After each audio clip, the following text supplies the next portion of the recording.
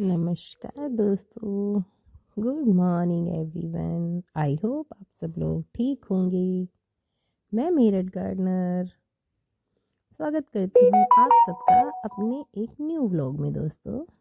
तो देखिए, मेरे कुछ मैंने प्लांट के अंदर फ्रांसबीन के बीज लगाए थे, जिसमें से आधे बीज तो जो गिलहरी थी वो खा चुकी थी, और जो बचे थे दोस्तों उनसे मेरे कुछ पौधे तैयार हो गए थे। तो अब बारी थी उन छोटे छोटे प्लांट्स को एक नई और बड़ी जगह देने की, ताकि वो अच्छे से फल फूल सके। तो इसलिए मैंने अपने इन ग्रो बैग्स को भरने का फ़ैसला किया, लेकिन ये जो मांझा था, इस मांझे ने मुझे परेशान कर दिया। मैंने फिर उस मांझे को हटाया और जो भी मेरे सूखे पत्ते और मेरे फ्लावर्स थे गुलदाउदी के, मैंने उनको अपने ग्रो बैग में नीचे उसको फिल करने में यूज़ कर लिया दोस्तों, क्योंकि ये धीरे धीरे मिट्टी में मिलके खाद बन जाता है इसका। इसलिए मैंने उनको उस अपने प्लांटर में यानी कि अपने ग्रो बैग में सबसे नीचे डाल दिया, ताकि मुझे मिट्टी की आवश्यकता कम पड़े दोस्तों।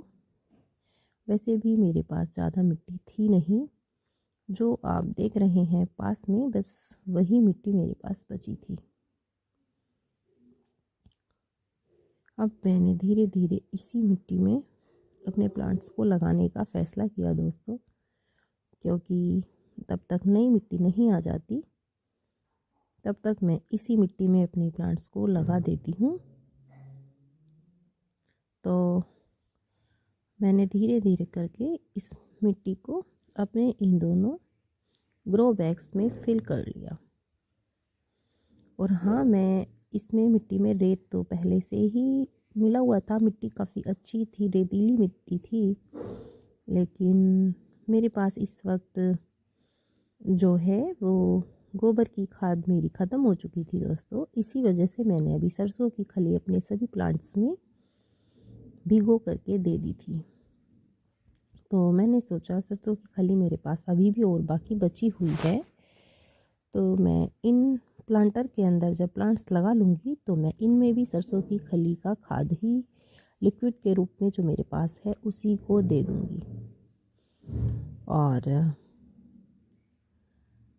ये जो मेरी मिट्टी थी, इसमें कुछ मिट्टी तो काफ़ी बारीक थी और कुछ मिट्टी तो दोस्तों काफ़ी बड़े बड़े मिट्टी के ढीले यानी कि डले बन चुके थे, क्योंकि मिट्टी रखी रखी कभी कभी जो बारिश की बूंदें या ओस से गीली हो जाती है तो वो ढीले बन चुके थे, जिससे मुझे एक ईंट लेके उसकी सहायता से दोस्तों उसको तोड़ना पड़ा। इसलिए मैंने उसे उसमें से पहले अलग कर लिया, ताकि बारीक मिट्टी अलग हो जाए और जो मिट्टी के ढेले हैं वो अलग हो जाएं। उसके बाद ही मैंने उसमें जो बारीक वाली मिट्टी थी उसको मैंने अपने इन ग्रो बैग्स में फिल किया।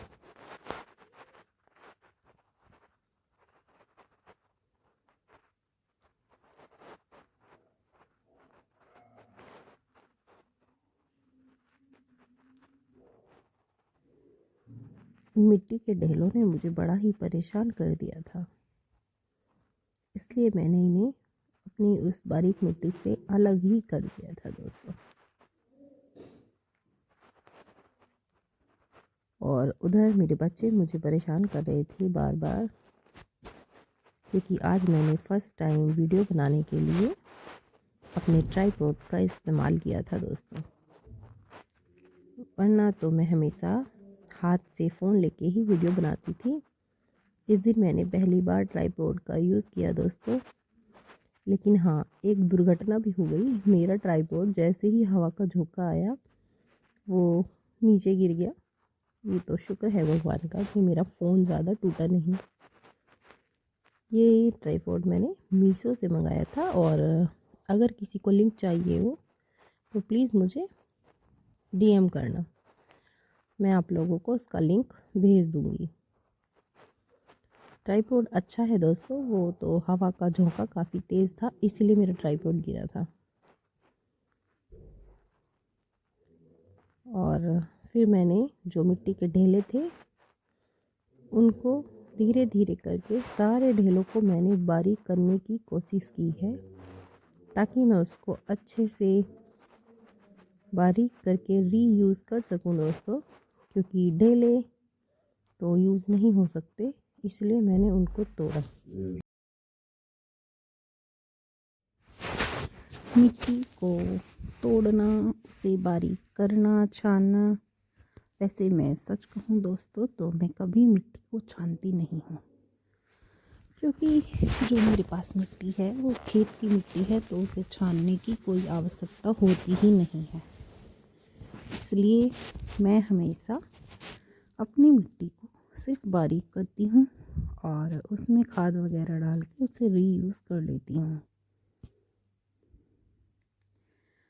पर हाँ, थोड़ी मेहनत तो लगती ही है दोस्तों, क्योंकि जब मिट्टी चाहे कितनी भी बारीक हो, जब हम उसे किसी बोरी या कट्टे में भर के रख देते हैं तो वो जो रखने के बाद में अगर उस पर कोई बारिश की बूंदे या मतलब ओस वगैरह लगती है तो वो मिट्टी ढीले के रूप में परिवर्तित हो जाती है। तो उसे अगर ज़्यादा दिन रखे हुए हो जाते हैं तो फिर से उसे तोड़ के बारीक करना होता है। और अगर आप चाहें तो उसे किसी इस लोहे के तसले वगैरह में रख के आप पानी भी डाल सकते हैं, तभी वो बारीक हो जाती है। लेकिन मैंने तो उसको अपने हाथों से ही तोड़ के बारीक कर लिया था। और ये मेरे मिर्ची के पौधे थे जो घर पे हमने अपने किचन में इस्तेमाल करने के लिए लाल मिर्च हम लोग लाए थे सूखी हुई। वो एक्चुअली हमने छत पे सुखाई थी, तो जो सुखाने में उस लाल मिर्ची के बीज बचे थे वो मैंने एक प्लांटर के अंदर डाल दिए, जिसमें से काफ़ी सारे पौधे निकल गए। अब ये काफ़ी दिनों से एक ही जगह लगे हुए थे। अब मैंने सोचा कि चलो इन्हें अलग अलग लगा देती हूँ। तो मेरे कुछ छोटे छोटे मटके और ये पेंट के डब्बे थे जिनमें पॉर्चुला का और 9 o'clock लगी हुई थी। तो अभी ये क्योंकि खाली हो गए हैं तो मैंने सोचा इसमें मिट्टी में ये मिर्ची के पौधे लगा देती हूँ। इसलिए मैंने मिर्ची के पौधे लगा दिए हैं। इनमें एक एक दो दो पौधा मैंने एक एक साथ लगा दिया है, क्योंकि काफ़ी सारे पौधे एक ही जगह पर हो गए थे एक ही प्लांटर के अंदर, जिनको मैंने थोड़ा थोड़ा करके अलग अलग उनको लगा दिया है।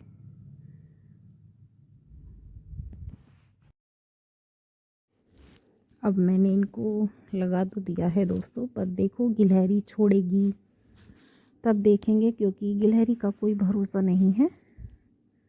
वो लगे लगाए प्लांट्स को भी उखाड़ के ले जाती है दोस्तों। फ्लावर्स खिलते हैं उनको भी तोड़ के खा जाती है और मेरी सारी मेहनत वेस्ट चली जाती है। कितनी बार मुझे बड़ा दुख होता है और मैं कभी कभी ऐसे हार मान लेती हूँ कि अब मैं प्लांट नहीं लगाऊंगी, क्योंकि इन गिलहरी और बंदरों ने मेरा काफ़ी नुकसान कर दिया होता है दोस्तों। इसलिए क्या करूं, लेकिन फिर अपने मन को कंट्रोल नहीं कर पाती हूँ, क्योंकि मुझे प्लांट्स का बहुत ही ज़्यादा शौक़ है दोस्तों। मुझे गार्डनिंग बहुत ज़्यादा पसंद है, इसलिए मैं फिर से अपने पेड़ पौधों में लग जाती हूँ। इससे मेरे मन को बहुत खुशी मिलती है। और मैं तो यही कहूँगी आप लोगों को भी, अगर आपको भी ऐसा लगता हो कि आपका मन अशांत है तो प्लीज़ आप लोग प्लांट की केयर करना शुरू कर दीजिए, आपको बहुत अच्छा लगेगा। और हाँ, ये देखिए वो गुलदाउदी है जो बिल्कुल पूरी तरह से खिल चुकी है और अब ये बिल्कुल लकड़ी हो चुकी है, तो ये किसी काम की नहीं है, मैंने उसको हटा दिया है। जो पूरी तरह से सूख गई है उसको पूरी तरीके से हटा दिया है। जो इसके फ्लावर्स सूख चुके हैं उनको भी कटिंग करके हटा दिया है। बाकी जो ग्रीन है उसको मैंने नहीं काटा है, क्योंकि नीचे से और कलियाँ आके अभी फ्लावर्स खिल सकते हैं फरवरी में भी। और ये देखिए ये जो इनके पत्ते हैं वो जो काफ़ी ख़राब हो चुके हैं, उनको भी मैंने थोड़ा थोड़ा करके इससे हटा दिया है। और जो ज़्यादा ख़राब हो चुकी हैं उसको मैंने कटिंग करके फेंक दिया है।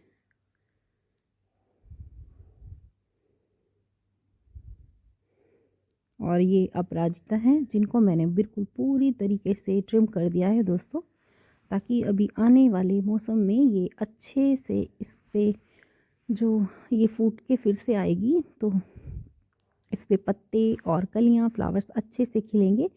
इसको थोड़ा टाइम मिल जाएगा, तो इसलिए मैंने इसको पूरे को कट कर दिया। बस नीचे नीचे से थोड़ा सा प्लांट छोड़ा है, बाकी सारे प्लांट को मैंने कट कर दिया है, ताकि इसे भी थोड़ा अपराजिता के प्लांट को भी रेस्ट मिल जाए। और मैं साथ के साथ जो इसमें मैंने पहले भी जो फलियां आई हुई थी वो पकने के लिए छोड़ी थी बीज बनने के लिए, लेकिन वो गिलहरी छोड़ती नहीं है, वो सभी को खा लेती है। इसीलिए अब मैंने सोचा कोई फ़ायदा नहीं है इसको छोड़ने का, क्योंकि गिलहरी इसकी सारी जो जो भी इस पे लगती हैं ये फलियां, जो इसके अंदर बीज बनता है, जो इसका सीड पोट होता है, उसको सबको वो खा लेती है। तो इसलिए मैंने उसको सबको कट करके फेंक दिया। और जो भी कच्ची पक्की फलियां थी वो मैंने उसी प्लांटर में डाल डाल के छोड़ दी कि अगर उसके बीज होंगे तो उसी प्लांटर में कोई नया प्लांट लग जाएगा। और इस तरह आपको तो दोस्तों मैंने केवल 14 मिनट की वीडियो ही डाली है, बाकी ये सारा काम करने में उस दिन मुझे कम से कम 1-1.5 घंटा लगा था।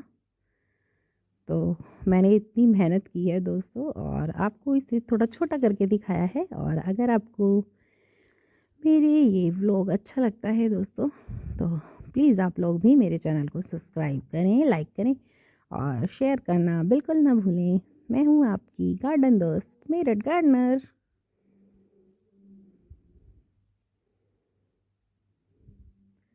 Thank you for watching. Bye bye.